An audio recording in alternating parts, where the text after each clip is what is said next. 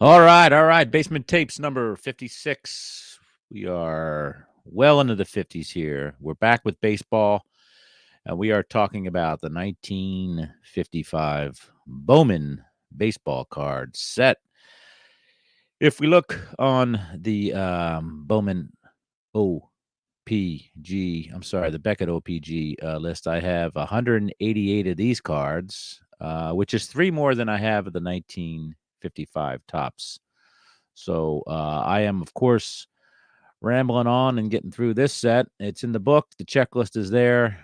We just need to keep on punching through and really bearing down and trying to get this set close to the finish line. Again, 188 of these bad boys.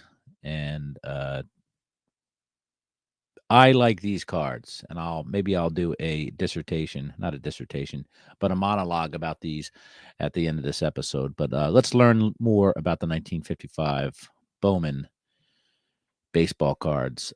This set, the cards in this 320 card set measure approximately 2.5 by 3 3/4.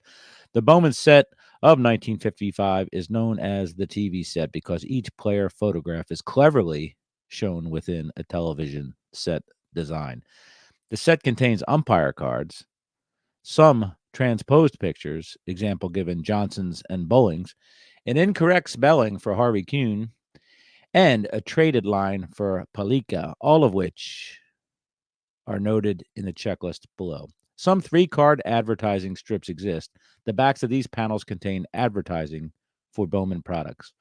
Print advertisements for these cards featured Willie Mays, along with publicizing the great value in 9 cards for a nickel. Advertising panels seen include Nellie Fox, Carl Furillo, Carl Erskine, Hank Aaron, Johnny Logan, Eddie Mixis, Bob Rush, Ray Catt, and Willie Mays, Steve Gromack, Milt Bowling, and Vern Stevens, Russ Kemmerer, Hal Jeffcoat, Dee Fondy, and a Bob Darnell early win, Pee Wee Reese. Cards were issued either in 9-card nickel packs or 1-card penny packs. Cello packs containing approximately 20 cards have also been seen, albeit on a very limited basis. The notable rookie cards in this set are Elston Howard and Don Zimmer. Hall of Fame umpires pictured in this set are Al Barlick, Jocko Conlon, and Cal Hubbard. Undated 5-cent wrappers are also known to exist for this set. So we're told that there are 320 cards, a total of 326 cards for the master set. I guess average value $49.48. Total value $16,129. Beckett says this complete set will cost you between $4,000 and $10,000 for the 320 card variety. I'm guessing the Mickey Mantle, I'm guessing the Hank Aaron, I'm guessing the Willie Mays are our top 3 cards according to Beckett, value wise. So let's see what they have to say here. Mickey Mantle, Hank Aaron, and Willie Mays it is. And of course, we have Ernie Banks and Yogi bringing up the rear to finish out the top 5. So apparently, the incorrect birth date is on the Mickey Mantle card. Uncorrected error. Let's go to TCDB and learn a little bit more about these cards from the people. Again, 320 cards, 2.5 by 3 3/4. Teams represented here are the Baltimore Orioles, Boston Red Sox, Brooklyn Dodgers, Chicago Cubs, Chicago White Sox, Cincinnati Redlegs, Cincinnati Reds, Cleveland Indians, Detroit Tigers, Kansas City Athletics, folks. Milwaukee Braves, New York Giants, New York Yankees, Philadelphia Phillies, Pittsburgh Pirates, St. Louis Cardinals, and the Washington Senators. Errors and variations. There are 12. Milt Bowling. Back of the card belongs to Frank Bowling. So Don Johnson from Miami Vice. The photo is actually Ernie Johnson on the uncorrected version. Card 132. Harvey Kuhn's last name is kind of misspelled as Queen, Kueen.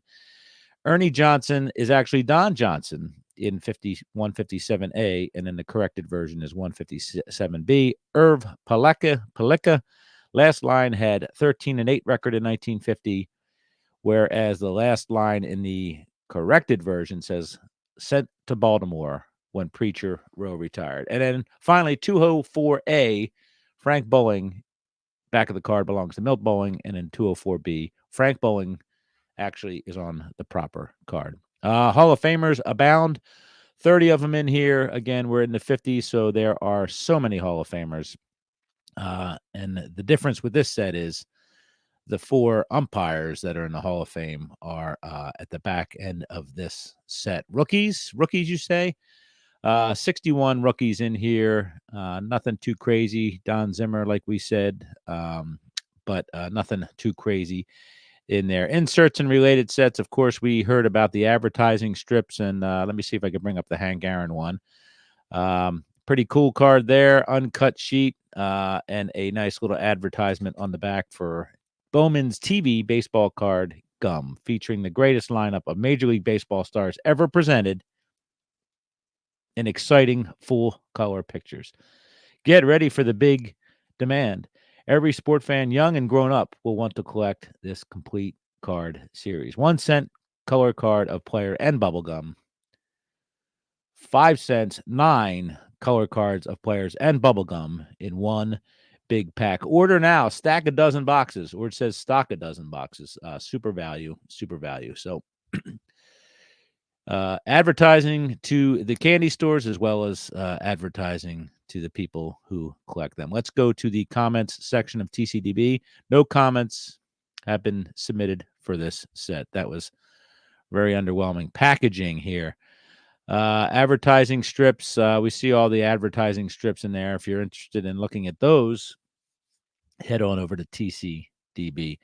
Gallery. Let's get back to where we once belonged. Hold on a second here. I may be in the wrong area here. Everybody, hold on. Getting back to where we need to go. There we go.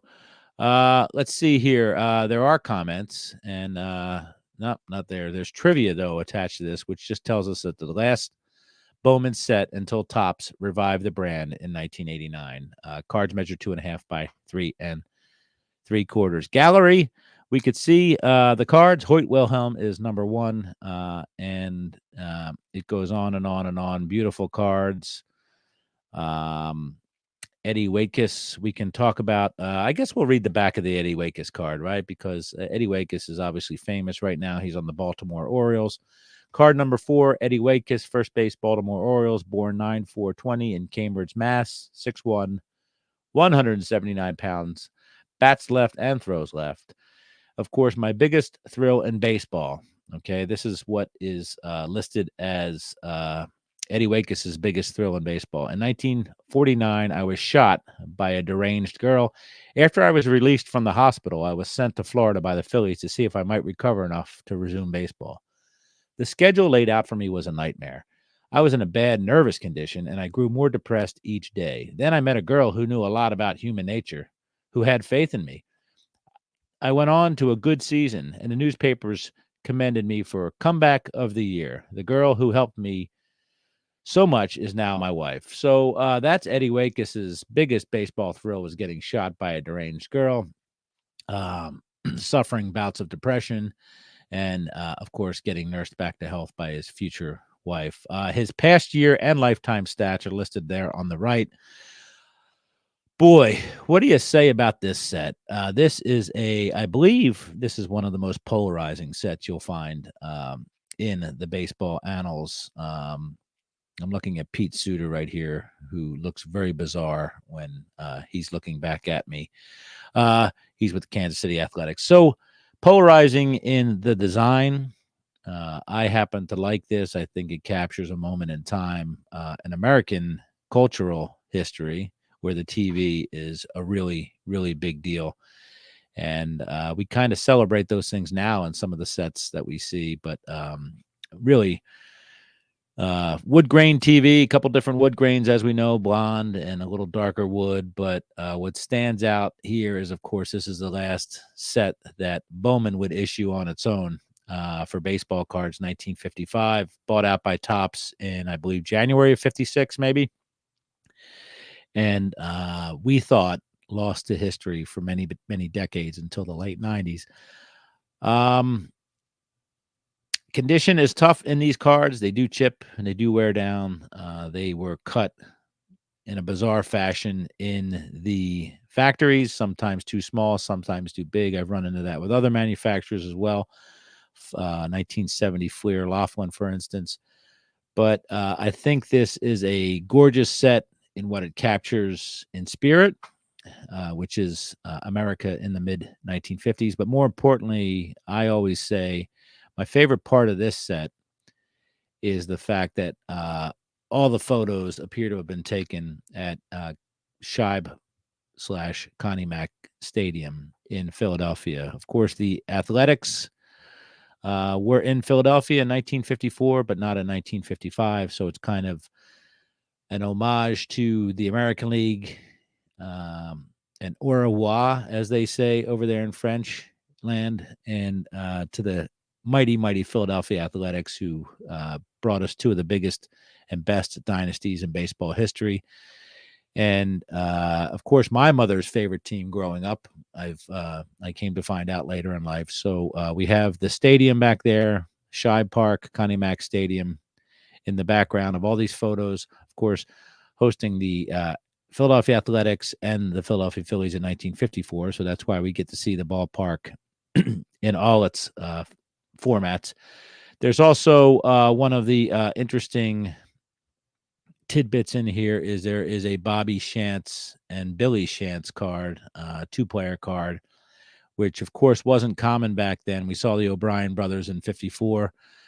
We see the Shantz brothers in 55 and in the 55 Bowman. And really fun thing about that is the fact that the Shantz brothers are from the Philadelphia area. In fact, they were born minutes away from where I'm sitting right now. So let me read from the back of that card. It's card 139, Bobby and Billy Shantz. Of course, Bobby, very diminutive, and it shows standing next to his brother Bill. Pitcher and catcher, Kansas City A's. Of course, they were Philadelphia A's back when this was taken. Pitcher and catcher, Kansas City A's. If Bobby can make a comeback in 1955 and recover from the sore arm, which has hampered him greatly during the 53 and 54, baseball will have its first brother battery since the days of Mort and Walker Cooper were burning up the league with the St. Louis Cardinals. Bobby proved his worth in 1952 when he won 24 games, the most in the league. His .774 win percentage was also tops in the league, and his earned run average was a low 2.48. Bobby only appeared in 2 games in 1954. Billy with the A's in 1954. Billy was with the A's in 1954 and appeared in 51 games. So a nice little tidbit in there as well about sore arms. Of course, in 2024, we can tell exactly which hair follicle is bothering a pitcher on their arm with tremendous precision. But back then, you just had a sore arm. It could be your shoulder, it could be your elbow, it could be your forearm, it could be your uvula. We don't know. And anyway, that was 1955.